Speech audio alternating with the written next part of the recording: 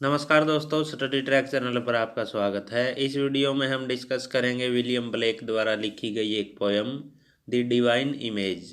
दोस्तों, पोयम को शुरू करने से पहले मैं आपको इस पोयम से संबंधित जानकारी दे दूं, जिससे आपको यह पोयम अच्छे से समझ में आ सके। इस पोयम का टाइटल है द डिवाइन इमेज, जिसका मतलब होता है ईश्वर की छवि या दिव्य छवि। इसे विलियम ब्लेक ने लिखा है और इस पोयम को 1789 में सॉन्ग्स ऑफ इनोसेंस नाम के पोइट्री कलेक्शन में पब्लिश किया गया। दोस्तों, विलियम ब्लेक ने दो पोइट्री कलेक्शन लिखे। सॉन्ग्स ऑफ इनोसेंस को 1789 में पब्लिश किया गया। इस पोइट्री कलेक्शन में 483 पोएम्स हैं।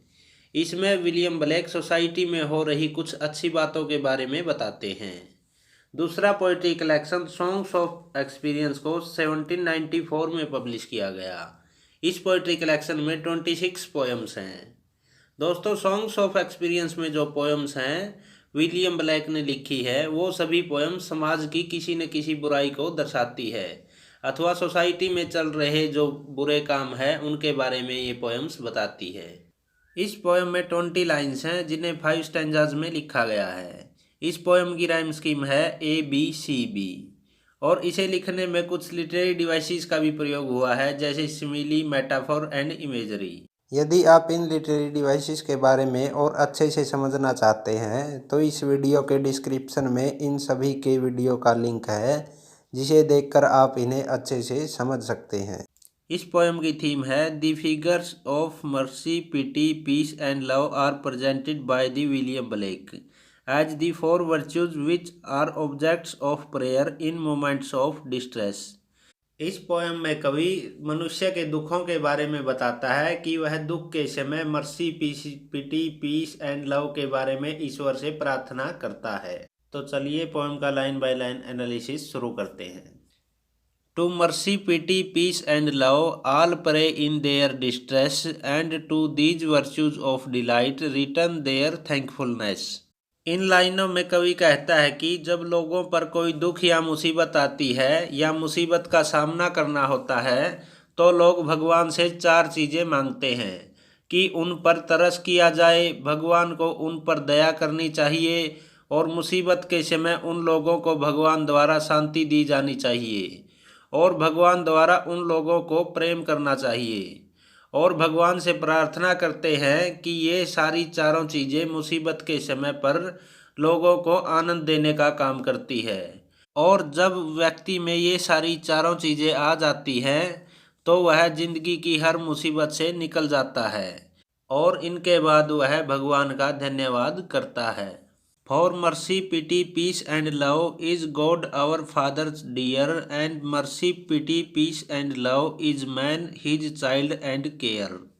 इन लाइनों में कवि कहता है कि यदि हमने इन चारों चीज़ों जैसे दया, रहम, शांति और प्रेम को अपना लिया है तो हमें एक तरह से भगवान या परमपिता परमात्मा को पा लिया है, क्योंकि ये चारों चीज़ें भगवान की ही क्वालिटीज होती हैं। और यदि हमने इन चारों चीज़ों को पा लिया है तो समझो हमने भगवान को ही पा लिया है। और यदि कोई व्यक्ति इन चारों चीज़ों को अपना लेता है तो वह व्यक्ति भगवान के बच्चों के समान हो जाता है, जिसकी भगवान देखभाल या ध्यान रखते हैं। कवि का मानना है कि यदि ये चारों क्वालिटीज़ किसी व्यक्ति में है तो वह भगवान के चाइल्ड की तरह है, जिसका भगवान ध्यान रखते हैं। For mercy has a human heart, pity a human face, and love the human from divine, and peace the human race। इन लाइनों में कवि कहता है कि जिस व्यक्ति के मन में दया का भाव होता है या कोई व्यक्ति दयालु स्वभाव का होता है तो वह व्यक्ति दूसरे लोगों पर हमेशा रहम करता है। वह लोगों की मजबूरी का फ़ायदा नहीं उठाता है और किसी गलती के लिए दूसरे लोगों को अपने दयालु स्वभाव के कारण माफ़ भी कर देता है। और जिस जगह पर भी वह व्यक्ति रहता है तो वह अपने आसपास के सभी मनुष्य जाति के लोगों के प्रति उसके मन में प्रेम की भावना होती है या वह मानव जाति को प्रेम करता है।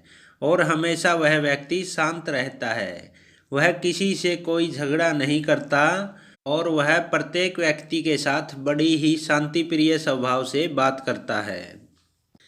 Then every man of every clime that prays in his distress, prays to the human from divine, love, mercy, pity, peace. इन लाइनों में कवि कहता है कि कोई भी व्यक्ति, चाहे वह दुनिया के किसी भी हिस्से में रहता है, चाहे वह किसी भी रिलीजन, कास्ट, कंट्री, जेंडर, और या वह गरीब है या फिर अमीर है, तो वह अपनी दुख व मुसीबत के समय केवल परेशानियों से छुटकारा पाने के लिए वह भगवान से ही प्रार्थना करता है।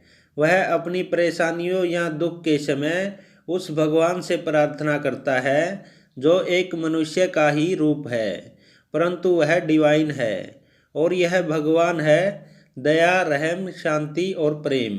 दोस्तों, क्रिश्चियनिटी में जो जीसस है वो भी एक मनुष्य ही थे, जिसमें दया, रहम, शांति और प्रेम की भावना थी, जिससे वह भगवान कहलाए।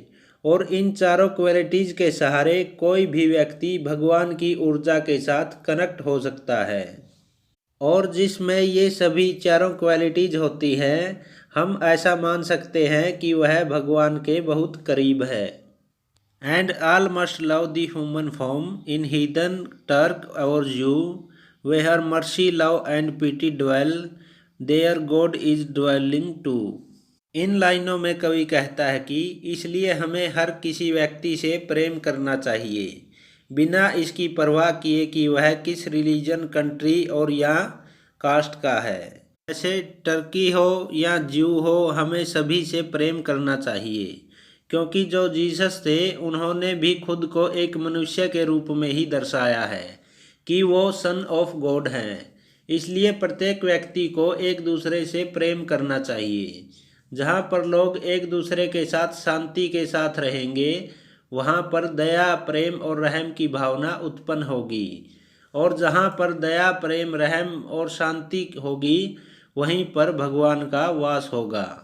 इसी के साथ हमारी यह पोएम कंप्लीट होती है। यदि आपको यह पोएम अच्छी लगी हो तो लाइक, शेयर, कमेंट ज़रूर करें, और ऐसी ही स्टडी रिलेटेड वीडियोज़ को देखने के लिए स्टडी ट्रैक चैनल को सब्सक्राइब कर लें, साथ ही बेल आइकन को भी ऑन कर दें, जिससे हमारी आने वाली वीडियोज़ का नोटिफिकेशन आपको मिल सके। धन्यवाद।